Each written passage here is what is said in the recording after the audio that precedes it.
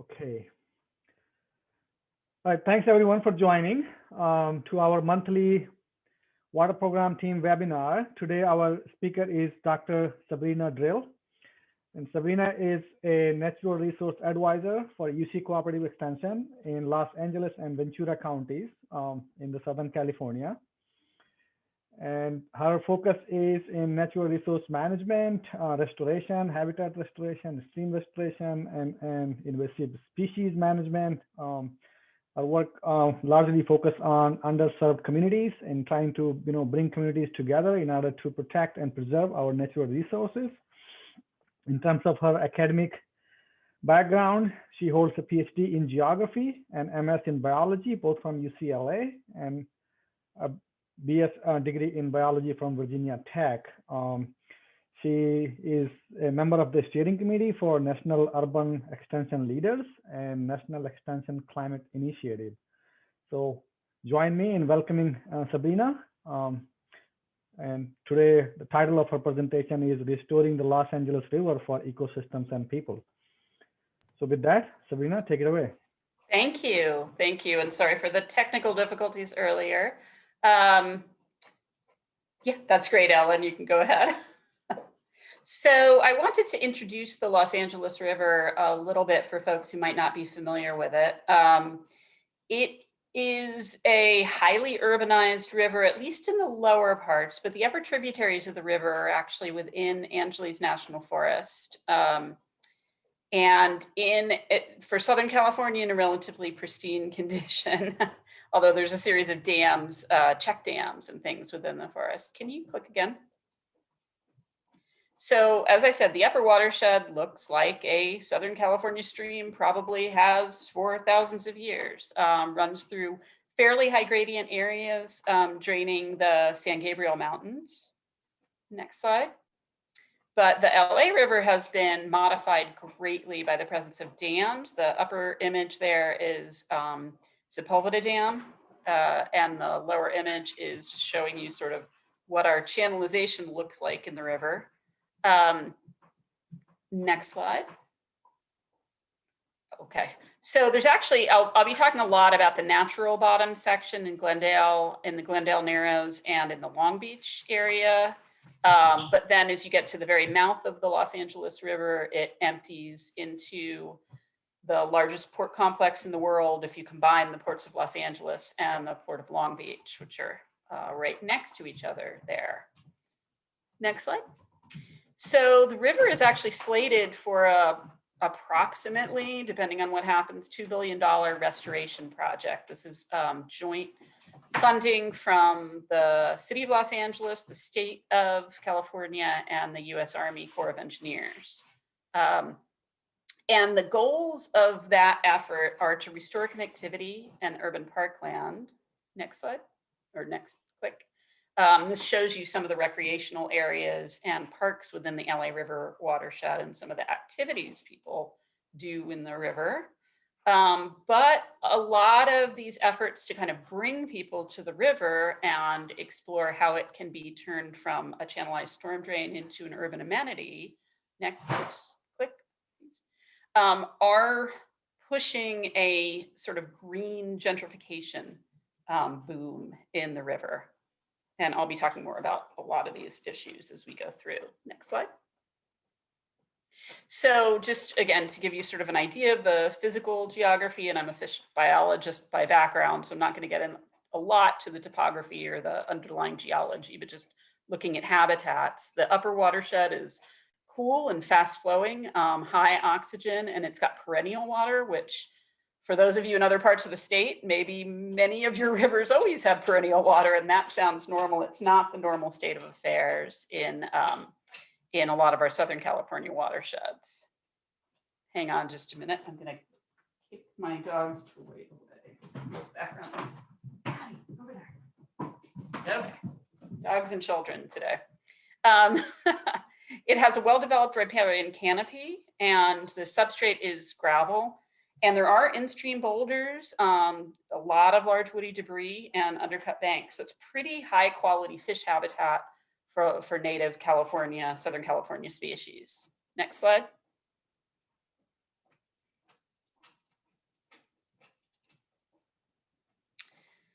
As we get further down into the watershed, it really changes form to be an alluvial fan river. So the San Gabriels are relatively high mountains. And it's not maybe what most people think of, high mountains, when they think of Los Angeles. I'm sure they're lovely and snow-covered now. But as you move down, it becomes a alluvial stream with sandy and gravelly substrates. So we have a lot of underground flow, low velocity streams. It's an intermittent stream.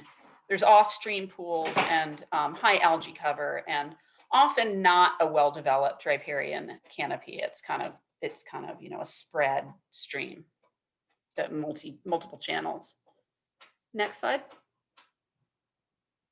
So when we think about what habitat should be in different parts of Los Angeles River, that's a complicated question, right? And it's one of the issues that restoration ecology really needs to think about is, who gets to make these decisions about what ought to be there if you're doing restoration? Do we want to go back to historic conditions? So a Mediterranean stream with very high sediment loads. Again, the San Gabriels are a young mountain range, rapidly eroding, and really a lot of disturbance. So this is, in Mediterranean climates, almost all of our rainfall happens over, say, a 6-week period in the winter, very dry otherwise. So we've got floods, we've got droughts, we've got fires, a lot of different things going on in the watershed prior to colonization. We've got the physical realities of the watershed now. We have built up most of that natural broad floodplain. So this is a river that would have swapped channels. There were years when it drained out of Bayona Creek, which is kind of to the near where it says Santa Monica. There's a blue circle and a green circle there. And then it would jump sometimes over to the San Gabriel Channel. The LA alluvial plain was probably in wet years a broad delta system dominated by different kinds of wetland habitats. But we've built on most of it. We have a population, it's the most populous county in the United States, about 10 million people living within the watershed now. So we have to balance out human needs for water storage, for quality water, for flood attenuation, and for recreation. Next slide. So, here's the numbers I was reaching for before. So there's about 4 million people in the city of Los Angeles, but 10 million in the county, probably more than that actually. 14 million in the metropolitan area, which includes 88 separate cities. So think about sort of when you're dealing with governments along the watershed, how many different competing priorities there might be. And it's really dense, about 7,000 people per square mile. It's highly ethnically diverse. There's 224 languages spoken in the county of Los Angeles, although English and Spanish do dominate. And there is actually a lot of open space in the watershed, 1,400 square miles of open space, but almost all of that is in federal land. And so it's not like that is distributed well throughout the watershed. The upper watershed is open space, but the lower watershed is very, very densely developed. Next slide. And you can go to the next slide as well. So one of the things that I've been doing is studying fishes in the LA River. And just to give you, again, a little bit of background, these are a list of some of the native fishes to the LA River. Click, please, Ellen. So what's within the red box there are fishes, cold water adapted fishes that are no longer, that are extirpated from the LA River, although some of them do exist, like unarmored three-spined stickleback and Santa Ana sucker, arroyo chub, and the speckled dace do all exist in other watersheds in the region. Next slide. Then we have some species that we commonly find in the river that are estuarine species that are used to brackish water. California killifish sort of less so. So I think I refer to it later as a freshwater species. And there's other estuarine species certainly that we could catch down there. And then next slide. And I'll talk a little bit more about steelhead and rainbow trout, which are the same species, different life histories, but the same species, Oncorhynchus micus. Next slide. So just a little bit more. So O. micus is can exist as an anadromous species, and that form is called steelhead. So anadromous meaning that they return to freshwater habitats to spawn, and that's where fry and juveniles start to develop. They move down to the estuary and further develop, then head out into ocean areas for a period of growth and maturation, and then head back to freshwater streams to spawn again. I'll just note that with steelhead, generally they seem to prefer their natal streams, but they're not nearly as sort of strict about that as some northern Pacific salmon that we think about. Next slide. So if you think about a steelhead in the LA River, and that's something that we talk about a lot, is could we bring steelhead back to the LA River? This is sort of the experience they would have. Click, please. So first they have to make it through, again, the largest port complex in the world. Next slide. Then miles and miles of completely channelized river with no hint of native vegetation or a native substrate. Next slide. Then they have a few areas. This is the Glendale Narrows I referred to before. We call these the soft bottom areas. And basically when they were, this is an area where the underlying bedrock is really close to the surface. And when they were channelizing the LA River, they didn't have the technology at that time to de-water these areas. So they left them unchannelized on the bottom. And that means they can support some in-stream vegetation and the development of islands and almost a braided channel-like system that you'd see in these streams naturally. But the sides are usually concrete, not riprap, but completely concrete, but sloped channels. Next slide, or click again. Then you get more of just channelized stuff. Next slide, or next click. Then you get to, if you're trying to go up, say well, you'll get to a dam no matter what. This is Devil's Gate Dam along the Arroyo Seco, which is a major tributary to the east side of the watershed into the San Gabriels. Next slide, or next click. Then you actually get to some nice upper watershed habitat that could be appropriate spawning habitat for salmonids. And last click, and then you get to the natural limit to upstream migration with some waterfalls. Next slide.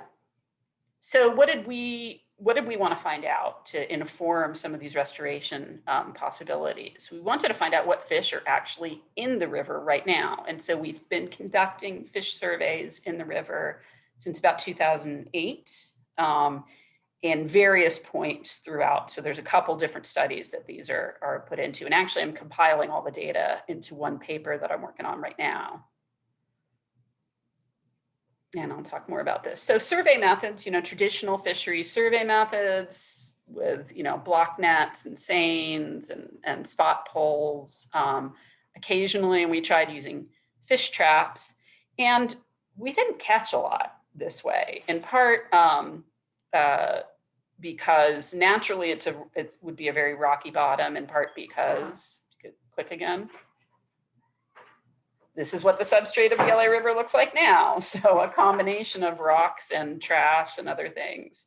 The other problem is probably that carp are a little too smart to be caught in these nets, especially when we can only pull them fairly slowly.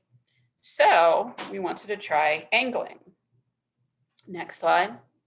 But like many fish biologists, not all, some are excellent anglers. I am not, and a lot of our team were not. So we needed to engage the community. And this actually provided us with a really great opportunity to both collect data, establish recreational opportunities along the river, and really engage with the community in thinking about what kind of river they want to see. So we had both volunteer field days that we organized that were focused on scientific data collection, as well as fishing derbies, where we also collected data, and there were events like, teaching kids to fish and how to tie a fly and all that kind of good stuff.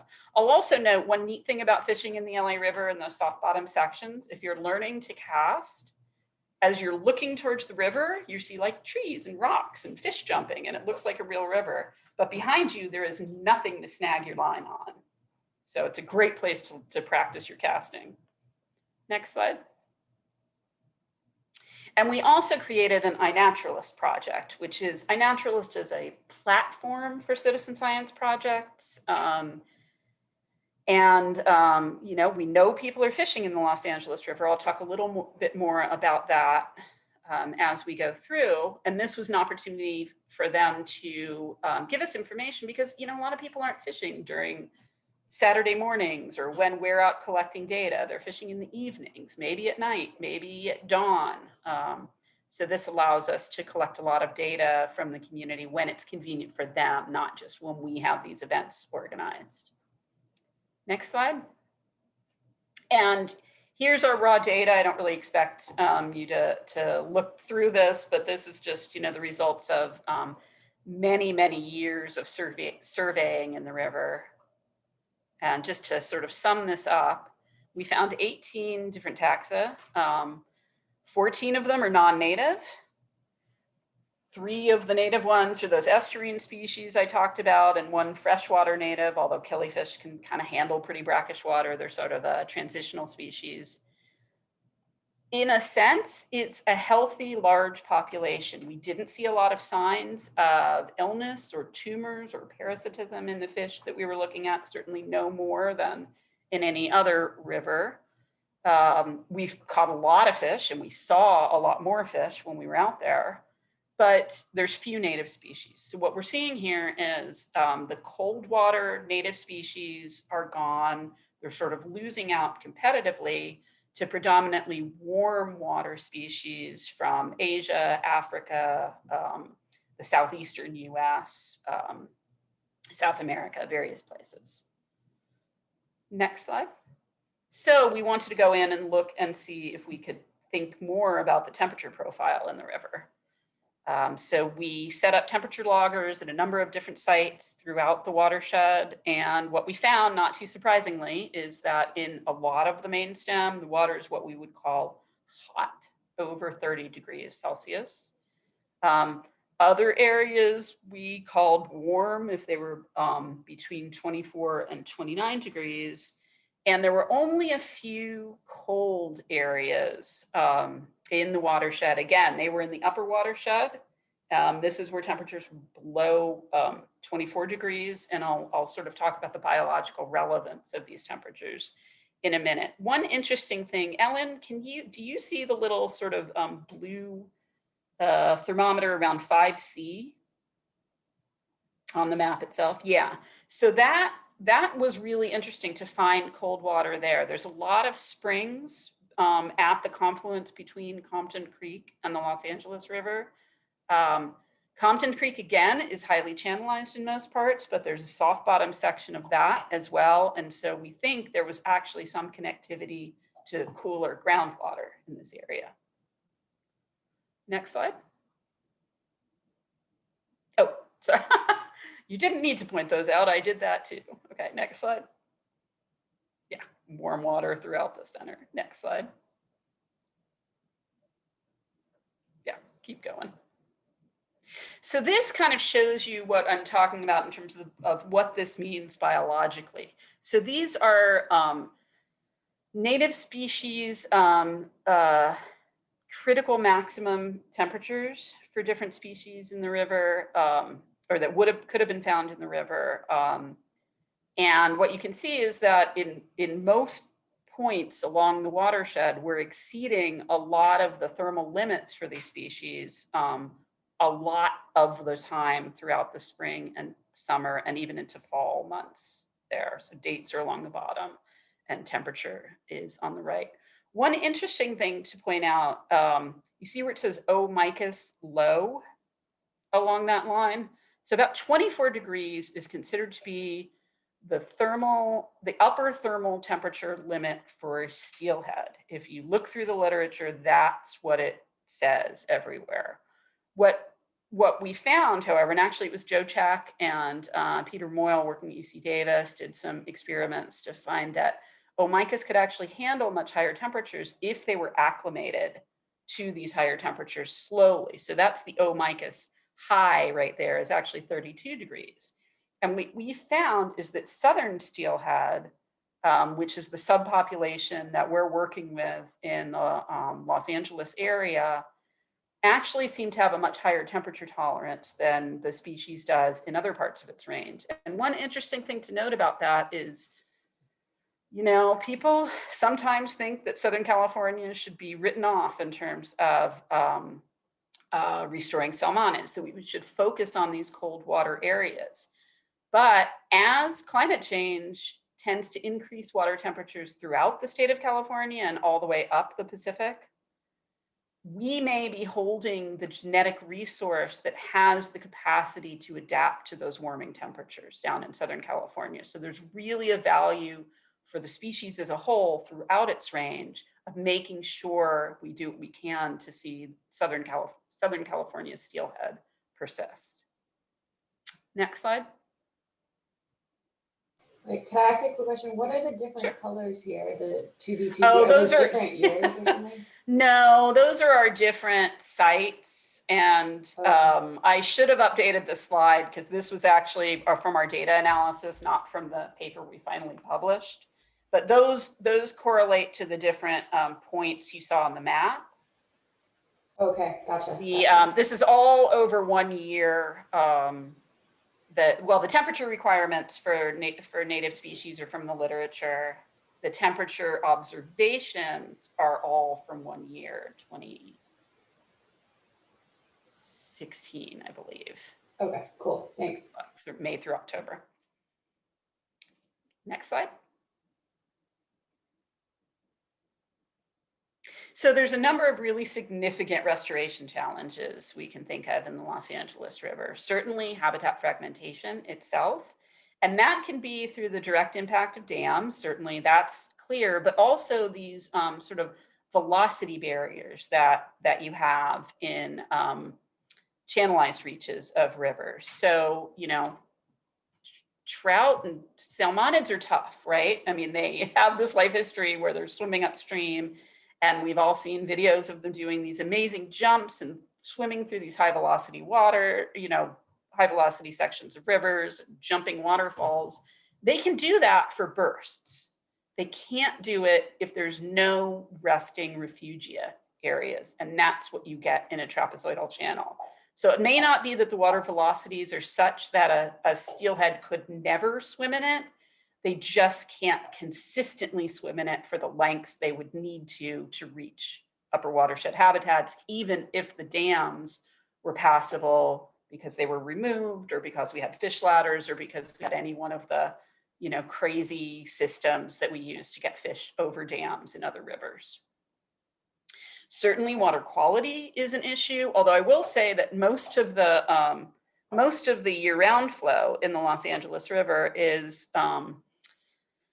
emissions from water treatment facilities. And while, you know, people get kind of grossed out by thinking about toilet to tap, those treatment facilities are held to very, very high water quality standards for their emissions. So water quality issues are really coming from the runoff, not from the treatment plant emissions. But one of the things that we've done in the LA River by switching to that system, you know, again, naturally we're a Mediterranean river. So we would have intermittent streams that would only have surface flow in the wettest times of year. We've messed all that up because the water treatment plants are receiving water from household use and from a lot of it from irrigation, right? And a lot of the runoff is coming from irrigation. So we have perennial flow in reaches of the river that would have been intermittent naturally. And that perennial flow is benefiting those non-native species. Non-native species themselves are an issue. There's the picture down to the bottom right is showing you how easy it is at any time of year to purchase a red-eared slider in Chinatown, which is right along the Los Angeles River. So we're consistent sources of non-native species. We've found some really interesting fish in there. You know, tropical fish who obviously were just released recently because they're going to die off, to, you know, carp, to tilapia, all kinds of different things. And of course, competing uses for the waterway itself, for the land that would have supported these broad floodplains, as well as for the water. And I'll be going into more detail on that. And then, of course, this elevated temperature. Next slide. So the elevated temperature, there's a number of reasons here. And by the way, I just stuck in this picture. I could have put it in later where I talk about recreational uses, but just want you to notice the horseback riding that happens in the LA River corridor. That may surprise some people when they think about LA. But the elevated temperature comes from the heat introduced to water through the water reclamation process, certainly, and just the concentration, it being out in pools, urban runoff and climate change, and the effect of impervious surfaces and all of the heat that's building up on the landscape as it's water's running over asphalt, et cetera. And then channelization, which has sort of three sub-elements to it. There's a loss of groundwater influence, and usually groundwater is much cooler than the surface water in these systems. There's a loss of shading because of the loss of riparian canopy cover, and the thermal mass of concrete itself. So the concrete channels are absorbing solar radiation and re-emitting it all night long. So we have these high temperatures persist over a 24-hour cycle. Next slide.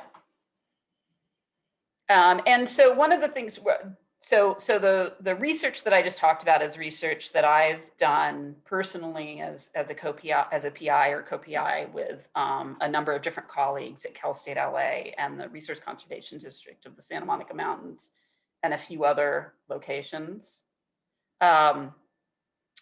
But one of the things we're looking at is sort of the overall picture of the anticipated impacts of climate change on biological systems in the river, and we're developing models to sort of look at that. But I have to say that, you know, people really consider a lot of these other issues, like dam removal or the channel itself, or, you know, how much water we actually have to support fish. And it may be the temperature that is the most challenging to solve, especially as we move into, you know, having more high heat days and higher temperatures throughout the basin. The second study that I'll mention here is where we're looking at environmental flows and actually what's going on. So one of the byproducts of more water conservation and more interest in the use of reclaimed water for things like landscape irrigation is that we may lose flow in the Los Angeles River as more and more of this reclaimed water gets used for other uses. If, you know, eventually some of the irrigation water will come back to the watershed through runoff, but a lot will evaporate, and it's just really an altered system. So we're looking at you know, what kind of environmental flows we might need to try to retain or support in the watershed if we do want to support certain habitat conditions. And these two studies are actually led by the Southern California Coastal Waters Research Project, and I'm just an advisor on those. Next slide. The other thing that's going on is there's a study that's being led by Stillwater Sciences, and, a consulting firm, and US Bureau of Rec, to look at how we could design modifications to low flow channels to support habitat and fish passage, and where we can do things like removing dams. And there's you know, an artist rendering of what that might look like if we alter the low flow channels and provide more heterogeneity in the substrate. That's going to provide more heterogeneity in flow. These are interesting studies. I have to say that amongst my sort of fisheries and LA River restoration colleagues in in the county, we have a lot of mixed views, and I'm a little skeptical about bringing Steelhead back naturally to the LA River, but other folks are more hopeful than me, so it's something we'll continue to debate. Next slide. And a couple of other studies that I wanted to mention.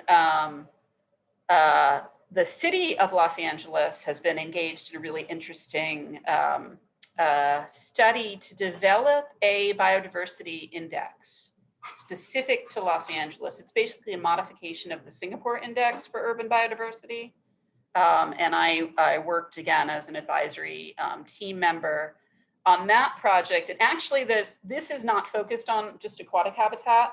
And I was surprised they needed to do a lot. I'm glad I spent the time to really go through it with a fine-tooth comb, because they needed to do a lot to think about how to measure the quality of aquatic habitats. And the second project, which is actually out for public review right now, is the LA River Master Plan. And this is a master plan being developed at the behest of the LA County Flood Control District.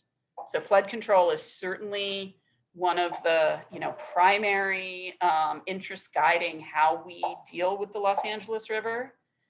They hired one of our most well-known LA-based architects, Frank Gehry and Associates, to work on this master plan. I'm in the process of reviewing it right now. I am disappointed to find a lack of creative solutions to how we might be able to provide multiple benefits in the watershed, but we'll sort of see how things go after the public review process has occurred. Next slide. But thinking about what we want the LA River to be leads us to this question about who the LA River is for. So there's been a lot of effort. They established a couple of years ago a new recreation zone in the upper western side of the watershed near Sepulveda Basin, where kayaking can occur, and it can also occur in the Glendale Narrows section that I spoke about before. There's fishing. There is a bikeway that's not completely complete, but you can, with a few detours, you can bike from Pasadena to Long Beach, mostly along the Los Angeles River, and there's still work being done to bring that together. There's the development of 2 new historic state parks along the Los Angeles River, and the center picture there is the visitor center at one of these. There is art going on along the river. That water wheel rendering is a large public art project that was approved but is now somewhat on hold, that was going to be built by the artist Lauren Bond and Metabolic Studios. She's one of the heirs to the Annenberg sort of dynasty, so there's a lot of money to put behind this. Also an image there, the little GIF. I don't know if any of you other guys are fans of our LA-based hip hop scene. That's Kendrick Lamar, sort of showing you an example of how we have utilized the LA River in films and music videos and television throughout time. And then to the bottom right is, trying to build up restaurants and music venues along the river as well. Next slide. This is actually just an example that I wanted to share. A group of artists created a card deck that you could get your hands on, the physical format, or there's a digital deck that works, there's an app that goes with it. It works really well. There's 56 cards in the deck. So in theory, you could spend every weekend and more exploring different parts of the Los Angeles River. But I wanted to point out, so there's a blow up of one of the cards here, the First Street Bridge adjacent zone, that I think kind of typifies issues with this question of who the LA River is for. If you look down to the bottom right, they have a little sort of measurement scheme that goes from gritty to green. I think there's some real questions about using the term gritty to describe neighborhoods that house a lot of the riverside populations in the Los Angeles River. They also have on here, all the cards are in English. A lot of the programming that I talked about is only available in English. They also have an example here of, here's a good place to try out your Mexican hat dance. Next slide. But what we find populations who are truly living both along and in the river, primarily using the river for, is fishing. So I mentioned some of the fishing derbies that we've held. We've also observed all kinds of things. The gentleman holding up the carp in sort of the bottom central photo there, he was fishing with a cast net. I have never seen someone fish with a cast net in an urban river like this in the United States. So that was really interesting to come upon. We talked to him a little bit. He was a fairly recent immigrant from Guatemala, where this was a really common fishing technique, where he originally came from before immigrating to Los Angeles.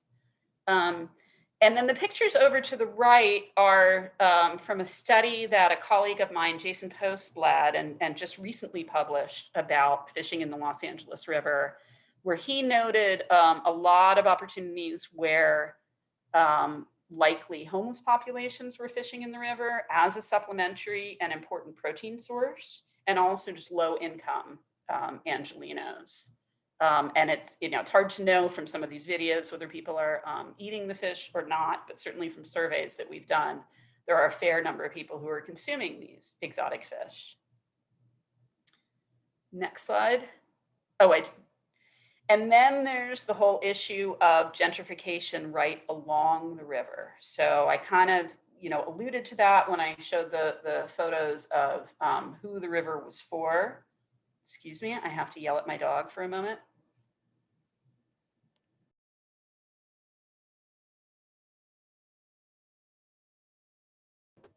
Okay, sorry about that. She was trying to jump on the stove where we cooked some steaks last night. So, a lot of what the city sees in efforts to quote unquote restore the Los Angeles River, which I think they very astutely are calling river revitalization, because it's not just about ecological restoration. They're hoping that it can be a financial driver for the city and for redevelopment of these corridors. So there's a lot of lofts being built along these areas in the Los Angeles River. I alluded to, there's a brewery now in this Frogtown area of the river, and it's really displacing some populations who are no longer able to afford homes in the same neighborhoods that they may have grown up in or lived in for generations. Oh, and just note there, it's gentrification and hentification. It's not always, all white communities coming in, but it's higher income communities. Next slide.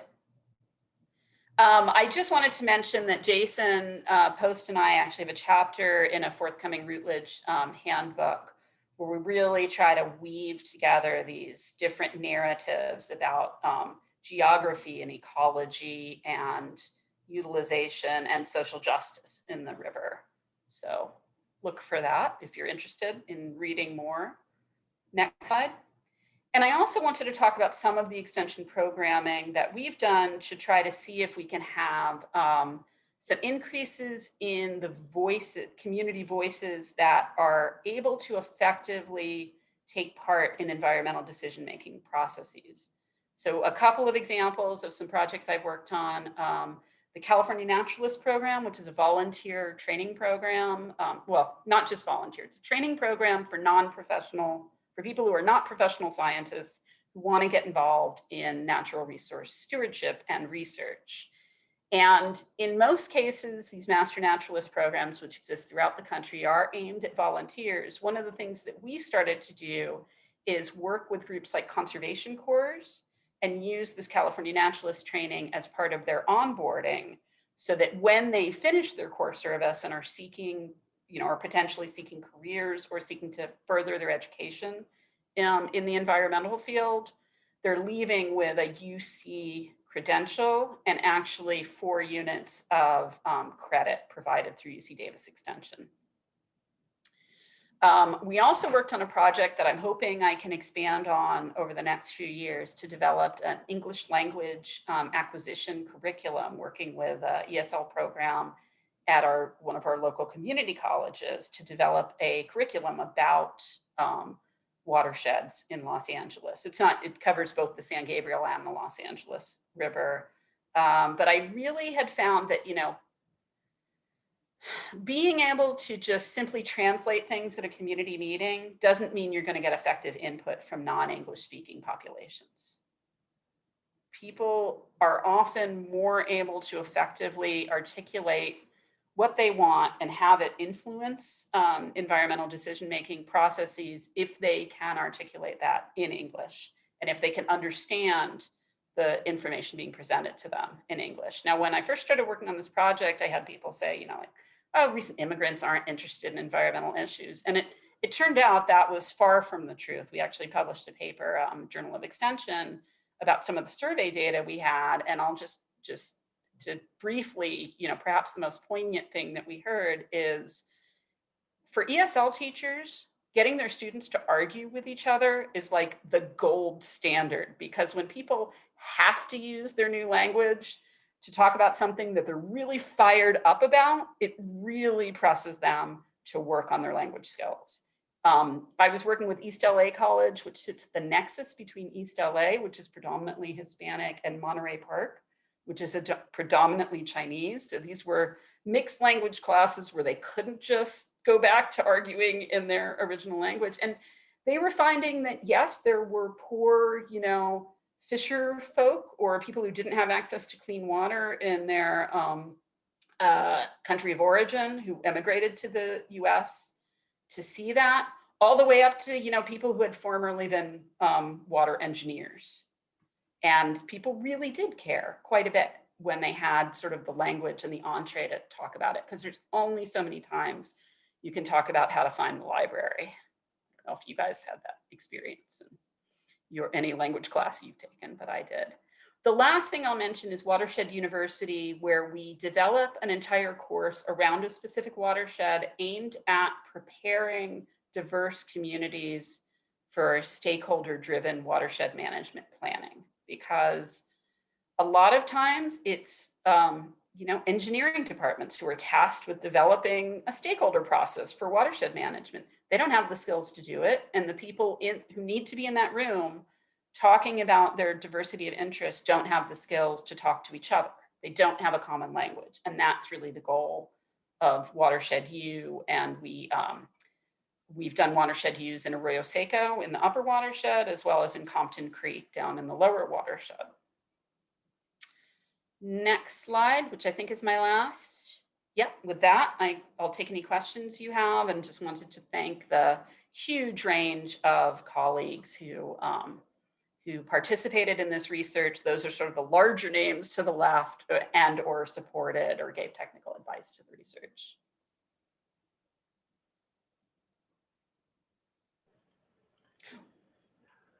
Okay, I'm a little starstruck right now to see Joe Check clapping for me. Wow. We need the theology heroes. Yeah, virtual clap.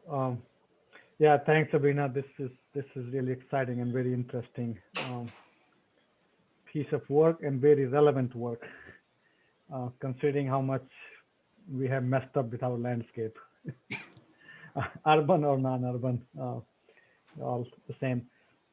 Yeah, so folks, if you have questions, if you are from UC, feel free to just ask directly.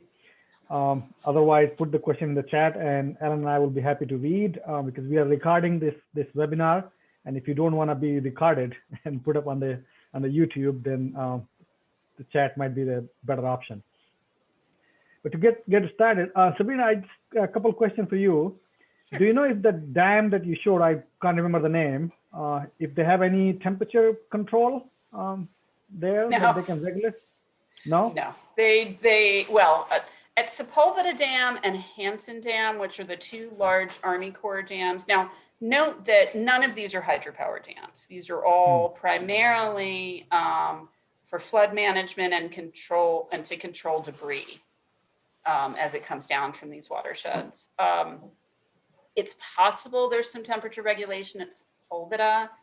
Definitely not at Devil's Gate Dam on the Arroyo Seco, which is what I showed you, which is really interesting because they're right next to JPL. So you'd think if there was a place to test out instrumentation, you know, if there was a better place, but I don't believe that they do. I mean, Then I how, had a, then, yeah, sorry, so Sujeet. I had a question on similar lines, but go ahead. yeah, I was just going to follow up. So how are they complying with the biological opinion? Just through water? Releasing more Oh, the water? biological opinion for Steelhead? Yeah. Steelhead are not, it's really tricky. So technically portions of the LA River are part of the critical habitat for steelhead, but steelhead are not considered to be present in the watershed below any of the dams. Got it. There's rainbow trout in the upper watershed. There's also a long history of stocking up there. So it's a little hard, although recent studies, Carlos Garza's group, NIMPS research group, has found that there's native trout genotypes up there. Certainly up in the San Gabriel River, that's true, which is sort of the neighboring watershed over, but there's not considered to be any steelhead below the watershed. Every once in a while, we get a fish, you know, found way down in the lower watershed trying to work its way up, but we don't find anything consistent. We actually had a Chinook a few years ago show up in the mouth of the LA River, but didn't have much of a chance to migrate anywhere. Sabrina, I mean, you had talked about how, like the importance of temperature though. So I guess like, could you elaborate on like how you would try to control temperature? Like what are some of the biggest drivers of the temperature and how in a restoration project could you influence that? It's a good question. So I did discuss some of the drivers of the temperature. It's really a combination of the fact that this is mostly runoff and reclaimed water that's being heated as it's moving through the watershed, along with that separation from cooler groundwater because of the channelization, including in most of the river, you know, complete channelization along the substrate. As well as just that amount of concrete itself. I've been trying to get some engineers to go in and study that in more detail, but there's got to be, you know, some impact of that. If money was available, I suppose cooling, you know, the most effective thing to do would be cooling water before it's released from those water reclamation plants. The other thing would be to restore shading, you know, to remove some of those concrete banks or modify them to increase vegetation. Now, there's a lot of talk about the banks. There are areas where they've created diversions. I think there are areas where we could probably look at actually removing concrete and restoring some direct connectivity to the floodplain through the Elysian Park area of the river, and again near Southgate and actually in Compton Creek as well. But a lot of the other plans are looking at things like, I don't know if you guys are familiar with the Chongqichan River in Seoul, which is a good example of where they brought back an urban river for, you know, for a combination of different reasons, but it's certainly serving as a cultural amenity. And they did sort of the stepped pattern along the concrete banks so that people could at least access the river and sit down there and stuff. Really mixing in a lot of vegetation there to increase shading would be good. And potentially, you know, if you could run the water, perhaps pumping it through constructed treatment wetlands, you could both improve water quality and potentially cool it down that way. Yeah, I mean, otherwise, I'm looking for ideas. I am not an engineer. Yeah, I mean, and it also seems like increasing vegetation could also increase recreational value, potentially. I mean, depending on people's preferences for like shade while they're fishing or, you know, that sort of thing. I mean, it seems like a win-win type of thing. So, yes, but as you know, if you've worked with any flood control engineers, they don't want anything messing with that channel capacity. Yeah, that makes So, sense. and a lot of this is about, is there a better way to not sort of make these permanent year-round decisions, but have more flexibility so that we can have, say, off-channel storage during flood flows? You know, we talked about like floodable ball fields. Mm, There's a lot of golf courses actually right along the Los Angeles River that could potentially be flooded, because we're talking about, again, like a 6 or 8 week period where there can be very significant rainfall. I mean, certainly in El Nino years, we see a lot of rain. I've started looking at working with a team who's looking at atmospheric river impacts. So we can certainly see really, you know, devastating floods, and did in the LA River. That's why it was channelized in the first place in the late 30s and 40s. But I think there are other ways to think about floodplain capacity and compatible uses, and have more flexibility throughout the year instead of just designing the entire watershed permanently for the 100-year flood event. So there's a really interesting question in the chat about how changes in water flow might benefit native versus invasive fish populations. So the question is, if we do have reduced water flow due to conservation, et cetera, will that reduce invasive fish populations and improve the prospects for natives? Maybe, again, if we can get that water down. So some of the species that we think about, that, you know, there's a lot of species that wouldn't be able to survive these intermittent flows. They don't have, so, you know, in addition to steelhead, there's a lot of other species that have intra-watershed migrations, especially in these kinds of streams that are naturally intermittent in their alluvial lower floodplain portions. And a lot of these exotic species wouldn't have the behaviors or the flexibility to handle that. It's really, you know, one of the things that makes California so biodiverse is its high levels of disturbance that allow, that really foster survival of species that are adapted to that.